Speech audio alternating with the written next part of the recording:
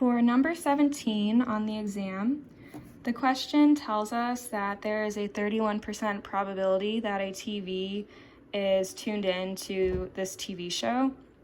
So for the first part of the question, when it asks to find the probability that none of the TVs in a pilot survey are tuned in, I used Binom PDF because it was asking for the probability of a specific value, with a specific value being 0. So when I went to my calculator, I put 11 for the trials, a probability of 31% into the P, and then since it's probability of none, that's the same as probability of 0, so I put that for that X value.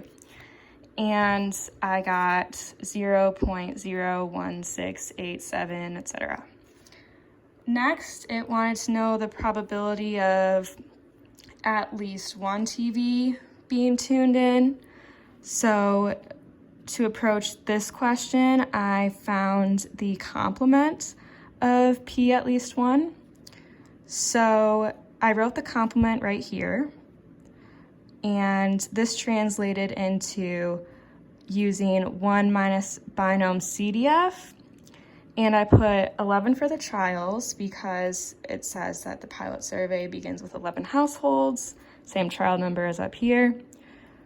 Same probability that I used up here again, 31%, and then 0 for the X value because I'm trying to find the complement.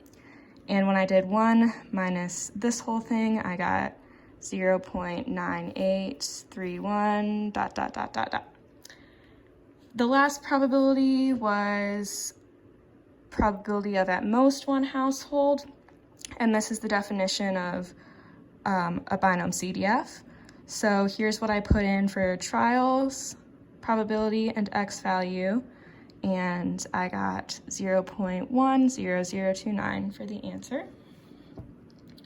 And the last part of this question, it asks, does it appear that the 31% share value is wrong? In other words, is the occurrence of at most one household unusual?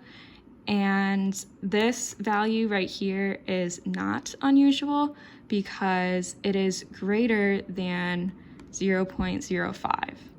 And as a rule, if anything is less than if the probability is less than 0.05, then it would be unusual.